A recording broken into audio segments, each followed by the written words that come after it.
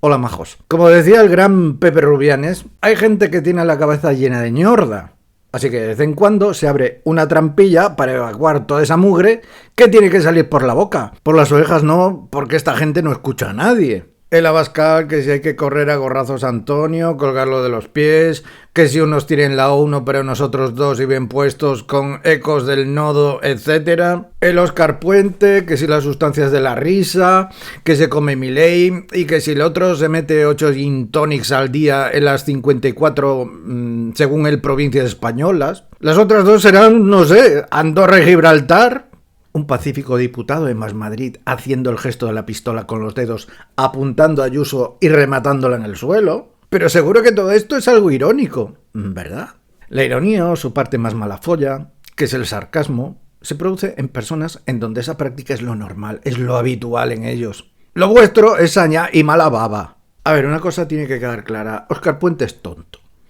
No hay que pedirle más. Hay gente que nace con un tope en la cabeza, de ahí no pasa y es imposible que evolucione. Es como el animalico este, ¿sabéis? El perezoso, que lo ves y dices, se está rifando una extinción y tienes todos los boletos. Y si no te vas al guano es porque nos caes bien y eres simpaticote. Óscar Puente solo se parece en lo de perezoso, pero no se extingue el cabrón. La otra diferencia está con Milei. Y es que, mientras este primate que gestiona los transportes fue un bocachancla, desde acá hacia allá, el heredero de José San Martín, que trabajó para el Inglés o casualidad, y este trabaja para Bannon, la Fundación Atlas y el oligopolio rancio empresarial que bebió de las mieles de la dictadura, como si no fueran suficientes las pifias de los peronistas, lo hizo desde aquí para la Vego. Aún así le pusimos la base de Torrejón que pagamos con esos impuestos que él llamó un robo para que aterrizara su avión, para después cagarse en el jardín de Antonio.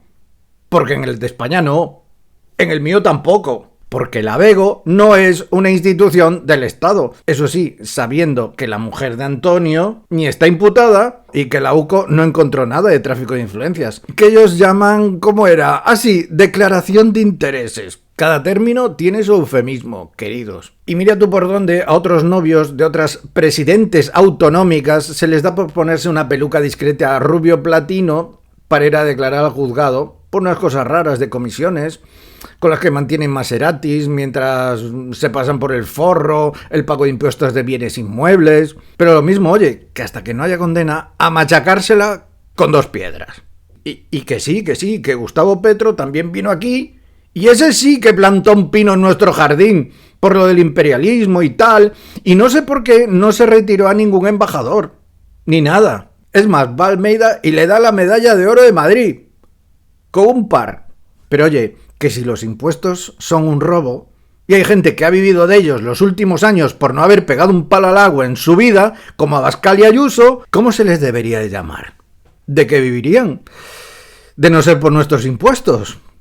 Debe ser esa la meritocracia de la que tanto hablan. Bueno, en realidad habría que decir que esos indolentes más bien nos los están devolviendo. O vomitando, a regañadientes, porque encima insultan. Así que teniendo en cuenta todo esto, se podría decir que tanto el Milei como el Puente se han pasado de la raya. Chiste fácil. Porque a menos que seas una estrella del rock, del cine o del deporte, detrás de toda gran fortuna se esconde un crimen, como dijo Balzac. Y que estoy de acuerdo en que todos los impuestos deberían de ser escalados según renta y patrimonio, empezando por los que menos cobran, siguiendo por los autónomos y terminando por pagar pensiones decentes. Bajar la lista de la compra, alquileres, hipotecas. Pero que ricachones y políticos privilegiados se quejen de que se están dando paguitas, apáñatelas tú con 400 euros al mes, son los que después se callan cuando reciben mordidas de todo lobby, que cuando les sale del ciruelo no van al Congreso, pero sus nóminas están intactas a fin de mes y practican la chupada de ano a los que reparten dividendos. Así que ya me diréis si esto no es de tener los huevos cuajados y cuadrados. Después te encuentras a la Yoli otra vez y a la Ayuso en el concurso de a ver quién suelta la chorrada más gorda. Está la cosa muy reñida y con un nivel intelectual a la altura de una fosa séptica o séptica, da igual. una configurando la geopolítica palestina y con unas consignas de inspiración del reino de nunca jamás, y otra que si ETA, que si muerto, que si mierdas, y con el latiguillo de llamar antisemita hasta un señor de Cuenca que pasaba por allí, que ni le iba ni le venía. Y que tenga que ser Feijóo el que diga, a ver si nos calmamos un poco. Y toda la razón, Santi, toda la razón.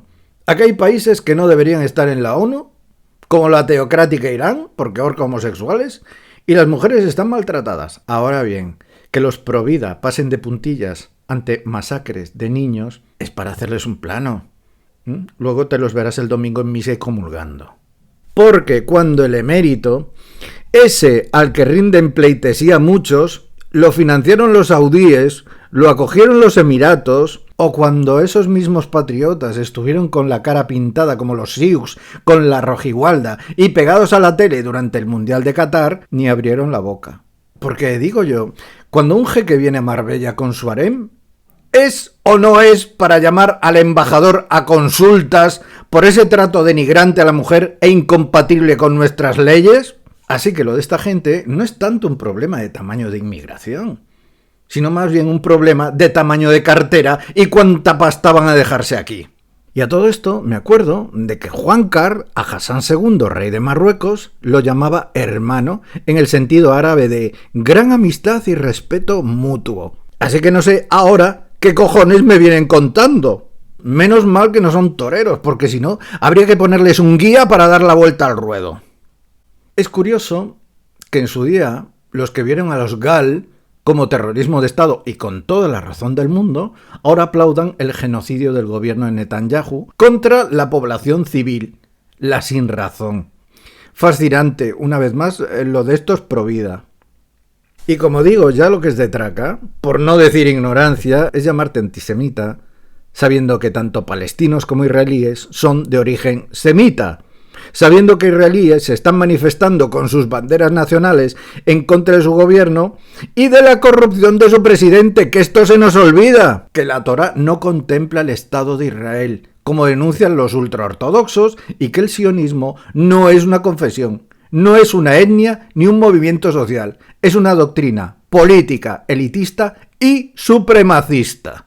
Porque si vamos a la etimología de semita y recurrimos a su etnomónimo, encontramos a las etnias oriundas de aquel lugar. Y pasaré por alto quiénes y por qué crearon el Estado de Israel, quién creó Hamás y para qué, y que esa creación de Israel también tuviera mucho, pero mucho que ver precisamente con una ola de antisemitismo en la Europa de los años 40, y no precisamente de los fans de aquel pintor austríaco del que usted me habla, que no sabían lo que hacer con aquella gente y que al final la metieron en un sitio en donde solo había una palmera, un par de piedras y 3 cabras famélicas, con la excusa de la tierra prometida. Le salió redonda la jugada. Ya después que se peleen con los que estaban allí, armándolos hasta los dientes, que todo corre por cuenta del Imperio Británico y de los halcones de Washington.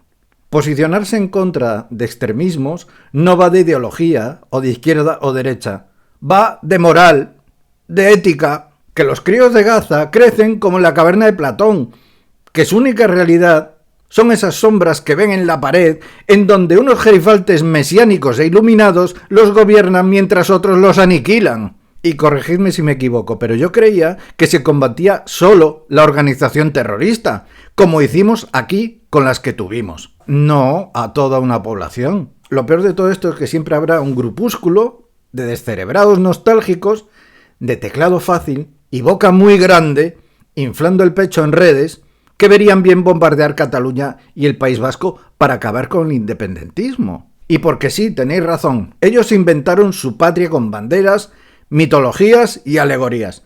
Pero es que nosotros también nos inventamos la nuestra, a menos que el apóstol Santiago o el Cid, y por mandato divino, les dijera en su día: españoles, os tenéis que unir, porque Dios así lo quiere. Y ya de paso le unís merchandising, un soldado de los tercios enarbolando la espada de Borgoña y de armadura impoluta, después de tomar el lodazal de Flandes. Pero no sé por qué, esto en la historia no aparece. Cuidadito con estas cosas, porque se empieza así, con ensoñaciones importadas del romanticismo anglo y del idealismo germánico, y se acaba con Ceausescu nombrando héroe nacional de Rumanía al príncipe Vlad el Empalador, O a Zelensky en Ucrania con el ultranazi Stefan Bandera, que hasta las SS le dijeron que se cortara un poco. No, desde luego ahí sí que soñar no se cobra impuestos. Vida sí, pero impuestos no. Pero los sueños son, como decía Calderón. Y por otra parte, no vayas diciendo por ahí que te consideras, bueno, por intentar definirte con algo, como nacional republicano, porque ni unos entenderán el término nacional, porque de una nebulosa se les aparecería el caudillo, ni otros república, porque de una ventana interdimensional se les aparecería Largo Caballero. Que sí, que aquí dentro de la red todo va así. Obsolescencia. Nostalgia rancia y tontuna útil. De eso se nutren las ideologías. Y todo para que estos vivan de puta madre y nosotros de puta pena. Pero los patriotas de teclado no, ellos no.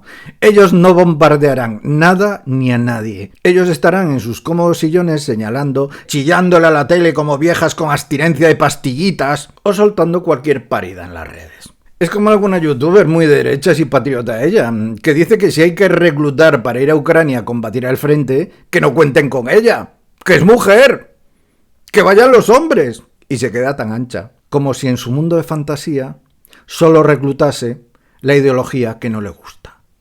Aquí no valen los matices o los detalles. Aquí lo que vale es el maniqueísmo a cascoporro y comprar el paquete entero como si no hubiera terceras, cuartas o quintas vías. Hay gente que suelta 1000 chorradas por la boca sobre miles de cosas sin ser capaz de intentar comprenderlas, más allá de lo que escuche de su gurú político o mediático. A todo esto, el 74% de países miembros de la ONU reconocen al Estado palestino, entre ellos los sospechosos de socialcomunismo bolchevique, Noruega, la católica Polonia, Bulgaria o la Hungría de Orbán. ¡Oh, sorpresa! Pero de esto que no se enteren quienes yo pensé, que les explota la neurona. Y ahora con Irlanda y España, supongo que será el 75%.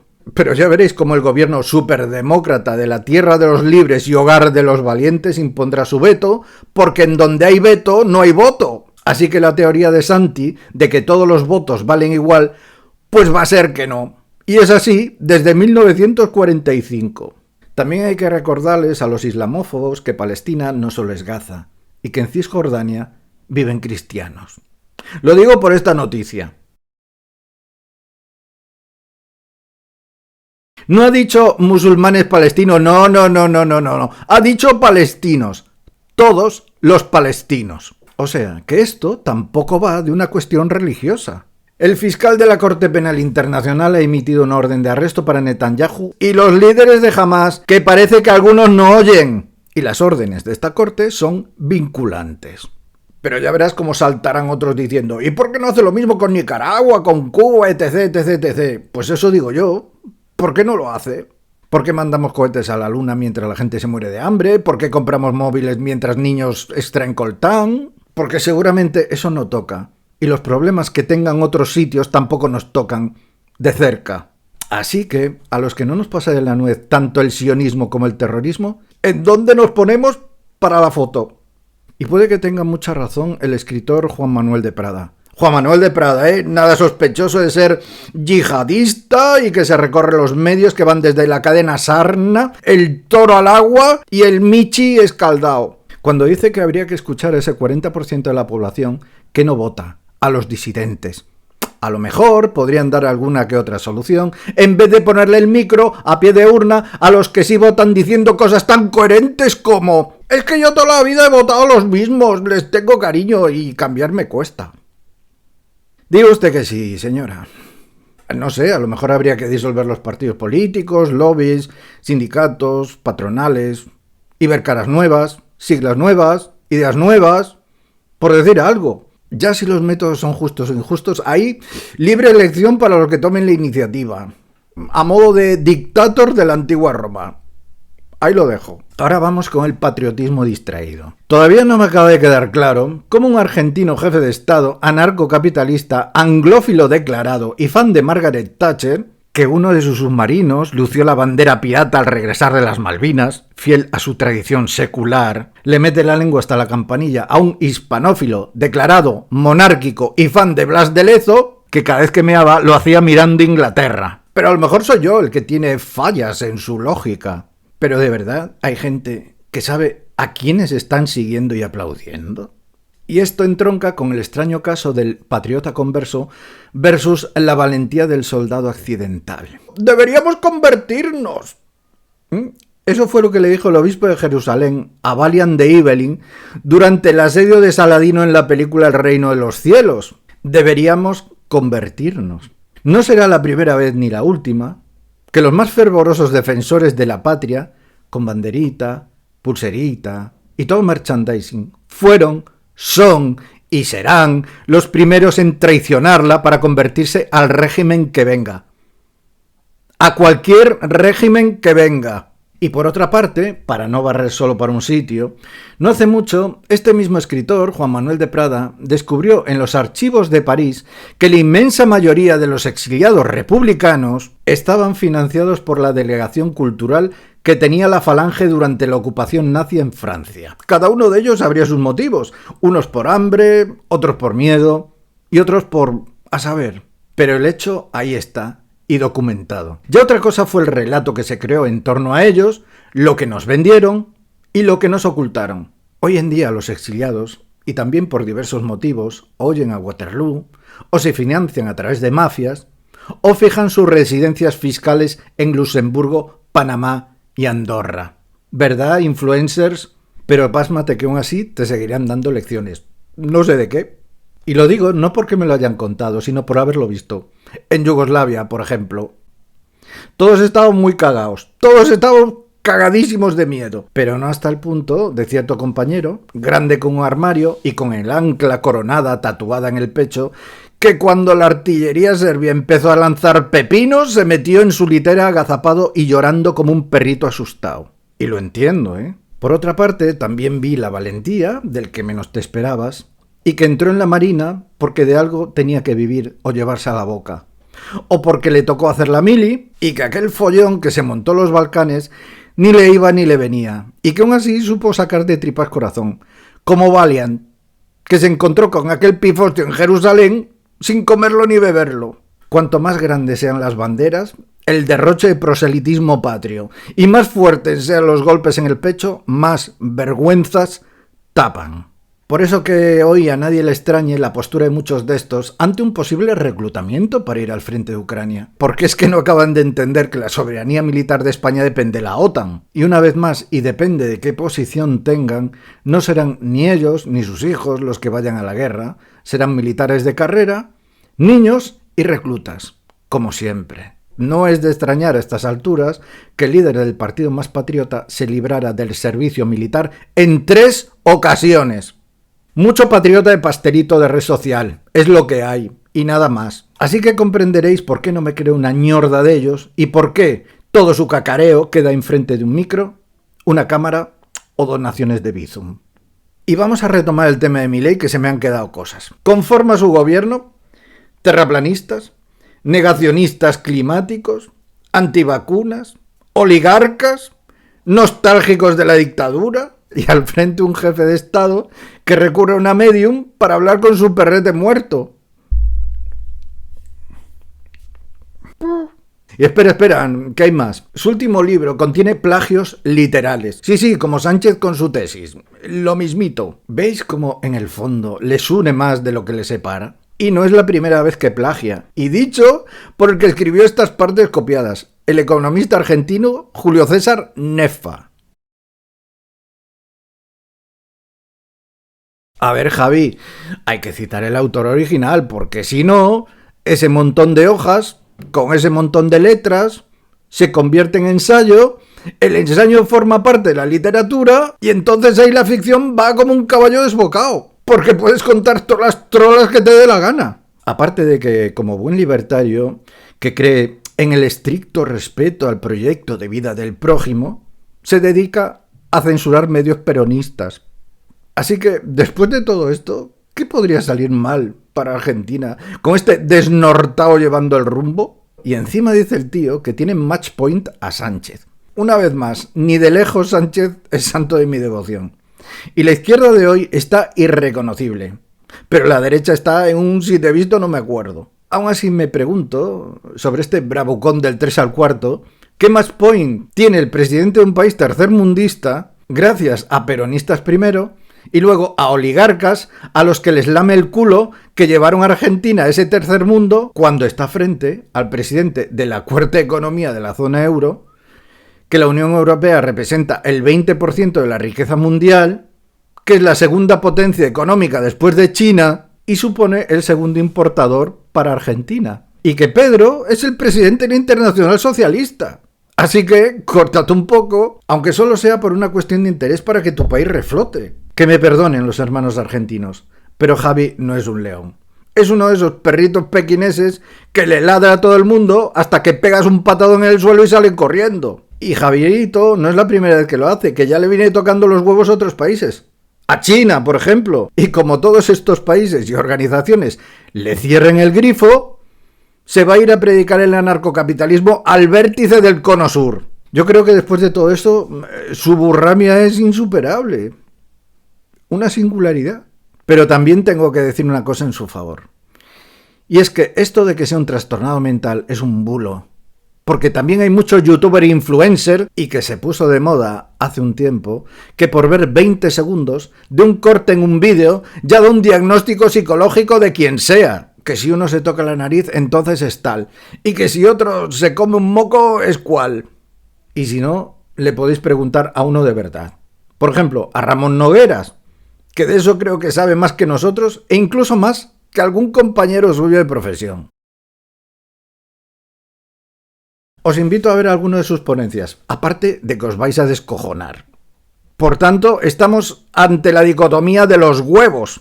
Si en algo estás a favor del pueblo israelí, eres sionista. Si en algo estás a favor del pueblo palestino, eres yihadista. Si en algo estás a favor de PP y Vox, eres ultraderecha. Y si en algo estás a favor de los otros, eres ETA.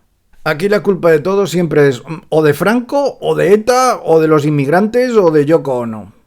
Y ya la traca final es oír a Irene Montero confundir Estado de Israel con gobierno de Israel. Porque en el Estado caben todos, en el gobierno unos pocos. Porque si culpas al Estado de Israel, estás culpando a todo Cristo. Por mi parte, cuando vea desfilar a los camisas pardas o al ejército rojo por aquí por el barrio, entonces esto de los extremos me lo empezaré a tomar en serio. Mientras tanto, cantos de sirena. Y todo acompañado por gente abducida por estos farsantes, mientras sus mesías hacen lo que les sale de esos mismos huevos. Y en cuanto a la máquina del fango, Humberto Eco acuñó ese término, pero no solo para la derecha, sino para todo el que manipule, tergiverse y mienta con tal de salirse con la suya. Antonio, porque aquí no se libra nadie. Yo también caí en todo eso por mi ignorancia y espero no volver a caer. Solo tengo dos cosas seguras en mi vida y que me la vuelvan a dar con queso no está entre ellas. También Humberto Eco dijo, las redes sociales les dan el derecho de hablar a legiones de idiotas que primero hablaban solo en el bar, después de un vaso de vino, sin dañar la comunidad. Ellos eran silenciados rápidamente y ahora tienen el mismo derecho a hablar que un premio Nobel. Es la invasión de los idiotas. Hay dos documentales muy clarificadores que os voy a recomendar para que veáis de dónde viene toda esa marrullería, la complicidad de los medios y su extensión hasta el mundo digital. Vamos, que por qué se sustituyeron los debates intelectuales por el circo de payasos y de los malos y por qué todo ese circo hoy está en la red. El primer documental de la HBO se llama Enemigos íntimos.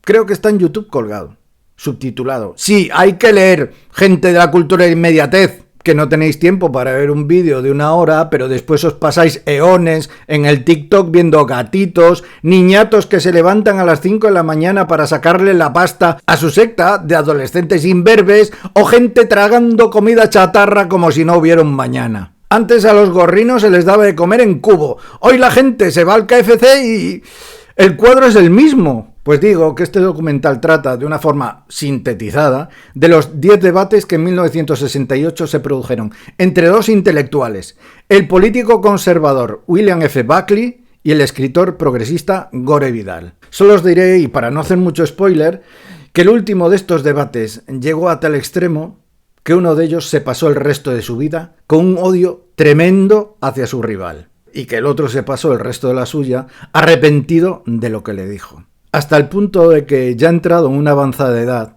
no tenía ganas ni de vivir. Esto marcaría un antes y un después en cuanto a traspasar ciertos límites que hoy se consideran tristemente normales, y con muchas comillas. Porque el que se llevó el gato al agua en el debate no buscaba tener razón. Quería ganar ese debate con tácticas y retórica deshonestas y rastreras, haciendo explotar al adversario. En el momento y ese instante lo tiene retratado las cámaras en que se supo triunfador, miró al otro y sonrió sin decir nada más. Te tengo donde quería. Y hoy esto es lo que se lleva. No solo vale con derrotar al enemigo, también hay que exponerlo ante todo el mundo y aplastarlo. El segundo documental se llama La red antisocial, de Netflix, que me dejó a cuadros. Trata sobre la relación entre la web 4chan, Anonymous y QAnon. Hablan los protagonistas, los fundadores y los divulgadores de las tres plataformas, sus ramificaciones, artimañas, radicalización y oportunistas que vieron muchos filones ideológicos ahí y las consecuencias que trajeron a la política y a la sociedad. Si no estáis muy enterados de todo esto, os va a sorprender. Os debo decir que durante la visualización tuve sensaciones agridulces. Hubo ciertas personas que sí creían que podían cambiar las cosas, pero al final se impuso lo peor. Así que fueron muchas más las agrias que las dulces, del tipo, joder, esto está más perdido de lo que creía. Y más sabiendo que todo empezó como un juego proveniente de chavales que estaban muy solos, que eran unos incomprendidos y estaban muy tristes. En lo que desembocó todo esto, no se lo esperaban ni ellos. Y de las cosas más sorprendentes y terribles, fueron que se utilizaron sus memes, que no pasaban de ser humor negro, pero humor, a crear fake news de ellos. Y mucha gente se las tragó. Y también que gente de ideología muy peligrosa se aprovechó de todo esto hasta unos niveles que dan mucho asco. De ahí que se subtitule este documental Del meme al caos. Para mí las conclusiones están medianamente claras. No sabemos una mierda, pero ni una mierda de lo que pasa. Sobre todo en Internet. Todo nos viene muy grande, por lo menos a mí. Nos llevan por donde les da la gana, como les da la gana, cuando les da la gana, y me rilo en la batalla cultural, que se libra por parte de sectarios del 3 al 4 atrapados en su burbuja ideológica, y que por ambas partes se prostituye, contamina e intoxica el término cultura. Y si les doy veracidad a estos dos documentales es precisamente por los testimonios de sus protagonistas y en primera persona. Y ya para acabar, y en otro desorden de cosas, la mitad de los trabajadores abandonan las empresas por falta de conciliación, bajos salarios y pésimas condiciones. Si es que somos unos vagos, coño. Solo hay que ver otra vez la experiencia laboral desbordante de nuestros representantes para darse cuenta de que ellos pueden conciliar perfectamente con privilegios, buenas condiciones y mejores salarios. Y por supuesto incluyendo a líderes sindicales o cargos de patronales. Si quieres vivir del cuento, como todos estos, elige cualquiera de estos chiringuitos de los grandes. Cuanto más grande, mejor. Un padrino. Échale jeta y ábrete paso. Aunque sea codazos. Y si por cosas de, no sé, el azar, te presentas a eurodiputado, ten dos cojones de decir que es para garantizar tu inmunidad como aforado, porque la justicia ya te condenó por contar trolas y no para combatir los delirios que pueda tener la Irene Montero. Y otra cosa, para los hombres del saco, para todos los que meten todo en un mismo saco y para todos los que dicen que todos los impuestos son un robo, sobre todo los que llevan tatuado en la frente evasor fiscal, los que dicen que todos los rojos son bolcheviques y que todos los de derecha son fachas, me acuerdo de mi padre, socialista y honesto, y de mi maestro EGB, de los mejores que tuve, de Alianza Popular. Pues bien, los dos eran amigos, ninguno de los dos evadió impuestos, ninguno se planteó asaltar la Moncloa y ninguno de los dos suspiró por las aberraciones que hicieron otros sirviéndose de sus ideologías. Porque la normalidad en la calle y en el mundo real es esa. Y la virtual no tiene nada que ver, por mucho que nos quieran dividir o enfrentar, para que al final sean ellos, sus cortijos y sus negocios, los que salgan reforzados con este fango, y con todo su ganado ovino aplaudiendo como focas en espera de una sardina que solo les dan a sus mercenarios del carguito o puestecito, mientras tienen toda una legión de subnormales trabajando gratis para ellos. Cuando se le presenta al pueblo cualquier mesías, impoluto, infalible y omnisciente, que todo sabe y todo entiende, y que no cagan, porque nadie se imagina a su líder cagando. Pues lo único que crean son trincheras, burbujas, y como decía otra vez Juan Manuel de Prada, monstruos. Pero tranquilos, porque como también dice Pedro, la economía española va como un cohete. Sí, como un cohete de Elon Musk. O explota o se pierde. No, si al final resulta que iba a tener razón Chesterton. El negocio de los progresistas es el de seguir cometiendo errores. Y el negocio de los conservadores es impedir que los errores se corrijan. No me deis por esto. Chao.